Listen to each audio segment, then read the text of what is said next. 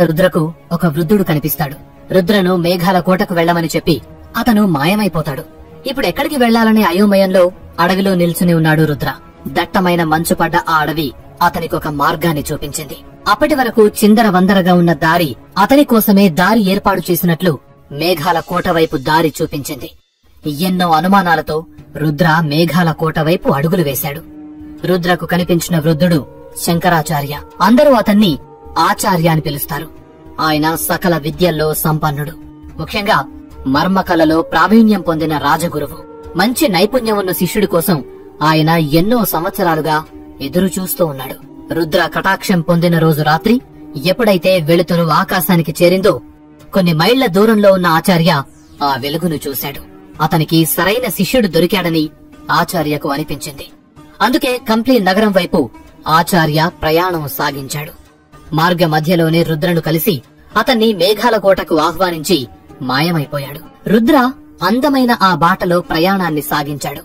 అతని ముందున్న ఒక పెద్ద మంచుకొండను ఎక్కి దిగితే అతను మేఘాల కోటకు చేరుకుంటాడు. అలా నడుచుకుంటూ వెళుతున్న సమయంలో కొంచెం దూరం వెళ్లేసరికి రుద్రకు కొంతమంది మనుషులు కనిపించారు. భయంకరమైన దుస్తులు ధరించిన ఒక అమ్మాయి, అబ్బాయి రుద్ర దగ్గరికి నడుచుకుంటూ వస్తున్నారు. రుద్ర వాళ్ళిద్దరినీ బాగా గమనించాడు. వాళ్ళిద్దరూ చూడ చక్కగా ఉన్నారు. అమ్మాయి వంపు సంపులతో పాలరాతి శిల్పంలాగా ముట్టుకుంటే కందిపోయేలా ఉంది. ఆమె పేరు అంజలీదేవి. ఆమె పక్కన ఉన్నది తన మిత్రుడు సోమశేఖరుడు. అతను చాలా బలిష్టంగా ఒక యోధుడిలా ఉన్నాడు. వాళ్ళిద్దరూ ఏదో ముఖ్యమైన పని మీద ప్రయాణిస్తున్నట్టు రుద్రకు అనిపించింది. వాళ్ళిద్దరూ రుద్రను ఆశ్చర్యంగా చూశారు. ఎందుకంటే ఎంతో చలిగా ఉన్న ప్రాంతంలో ఒక్కడే ప్రయాణం చేయడం చాలా ప్రమాదకరం. అలాంటిది రుద్ర ఒక్కడే చాలా దూరం నుండి ప్రయాణిస్తున్నట్టు వాళ్లకు అర్థమైంది. వాళ్ళిద్దరూ రుద్ర దగ్గరికి వెళ్లి, ఎవరు మీరు? ఇంత వణికించే చలిలో ఒంటరిగా ఎందుకు ప్రయాణం చేస్తున్నారు అని అమాయకంగా అడిగింది అంజలీదేవి. నా పేరు రుద్ర. నేను కంప్లీ నగరం నుండి వస్తున్నాను. మేఘాల కోటలో జరగబోయే మర్మకళ పోటీలో పాల్గొనాలని నేను అనుకుంటున్నాను. అందుకే అక్కడికి వెళుతున్నాను. ఇంతకీ మీరెవరు అని ప్రశ్నించాడు రుద్ర. నా పేరు అంజలి. ఇతను నా మిత్రుడు సోమశేఖరుడు. మేమిద్దరం పక్కనే ఉన్న నగరం నుండి వస్తున్నాం. మేము కూడా మేఘాల కోటలో జరగబోయే పోటీల్లో పాల్గొనడానికి వెళ్తున్నాం అని వాళ్ళిద్దరినీ పరిచయం చేసుకుంది అంజలీదేవి.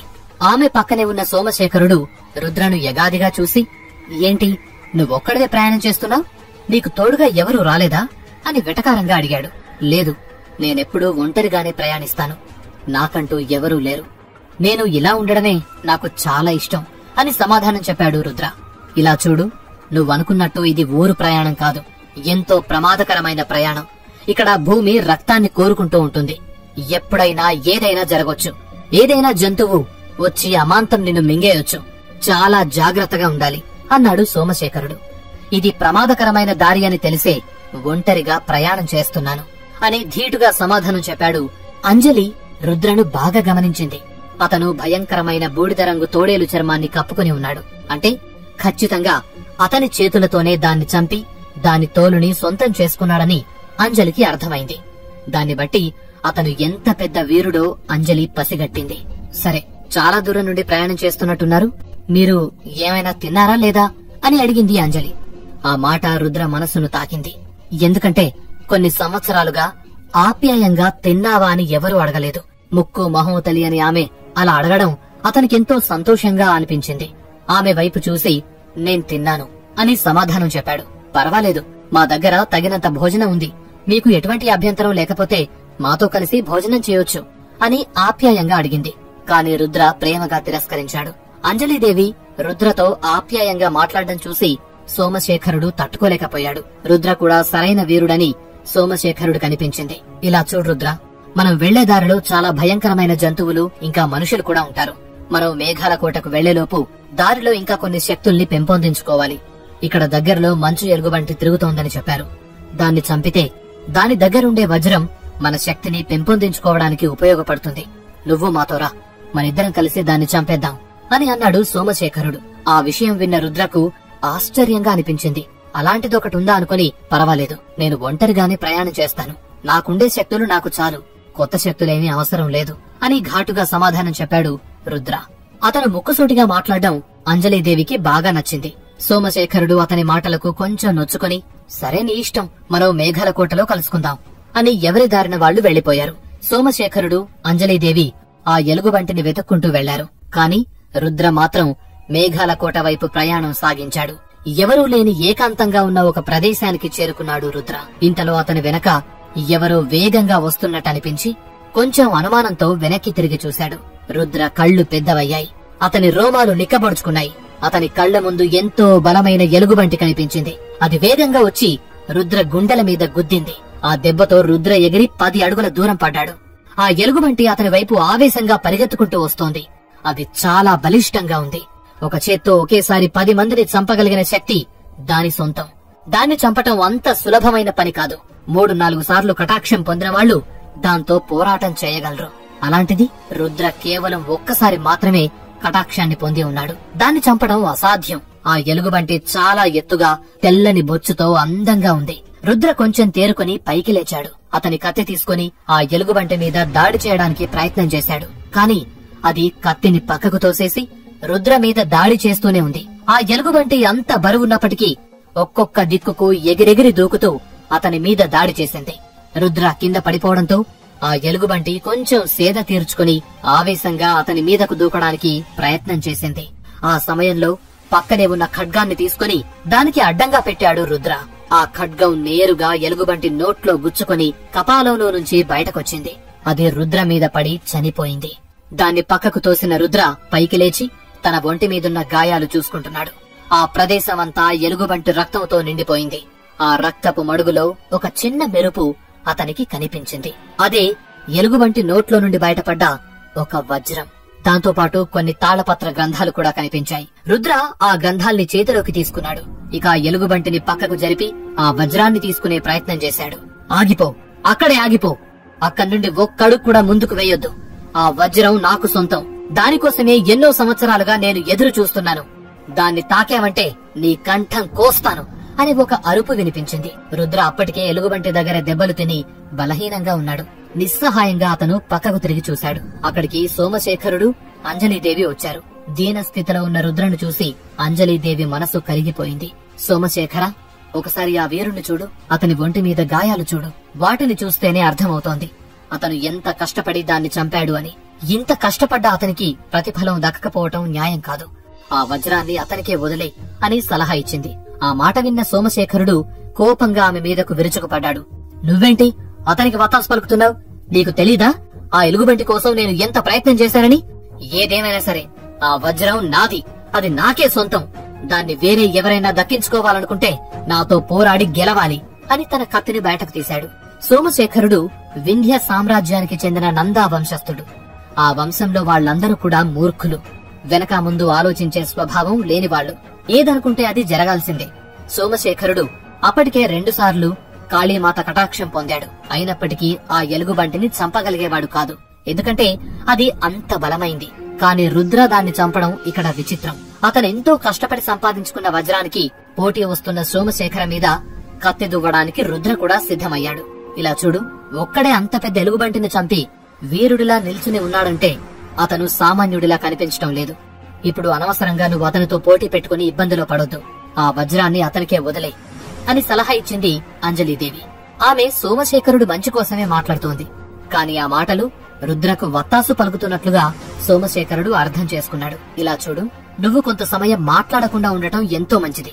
వాడికి ఎంత ధైర్యం ఉంటే నాకు దక్కాల్సిన వజ్రాన్ని తీసుకోవాలని చూస్తాడు. ఆ శక్తిని నేను కోల్పోదలుచుకోలేదు. రేపు జరిగే పోటీల్లో అది నాకు ఎంతో ఉపయోగపడుతుంది అన్నాడు సోమశేఖరుడు. నిజానికి అంజలీదేవికి సోమశేఖరునికి అస్సలు సంబంధం లేదు. వాళ్ళిద్దరూ వేరే వేరే నగరానికి చెందిన వాసీయులు. ఒకే ప్రదేశానికి వెళుతూ ఉండటం వల్ల కొద్ది రోజులుగా పరిచయం ఏర్పడిందంతే. ఆ పరిచయాన్ని సోమశేఖరుడు ప్రేమ అనుకుంటున్నాడు. అంజలీదేవి అతన్ని పెద్దగా పట్టించుకోదు. కొద్ది రోజుల్లోనే అతనొక మూర్ఖుడు అనే విషయం ఆమెకు అర్థమైపోయింది. వాళ్ళిద్దరూ కత్తులు దూసుకున్నారు. కోపంగా ఒకరి మీద ఒకరు విరుచుకుపడ్డారు. ఇద్దరూ సరిసమానంగా యుద్ధం చేసుకుంటున్నారు. వాళ్లలా కొట్టుకుంటున్న సమయంలో చెట్లను బండల్ని గుద్దుకుంటున్నారు. వాళ్ల తాకిడికి చుట్టూ ఉన్న చెట్లు విరిగిపోతున్నాయి, బండలు పగిలిపోతున్నాయి. ఆ భయంకరమైన పోరాటం చూసి అంజలీదేవి భయంతో ఒక చిన్న గుహలోకి వెళ్లిపోయింది. రుద్ర ఒంట్లో ఉండేది డ్రాగన్ స్వభావం.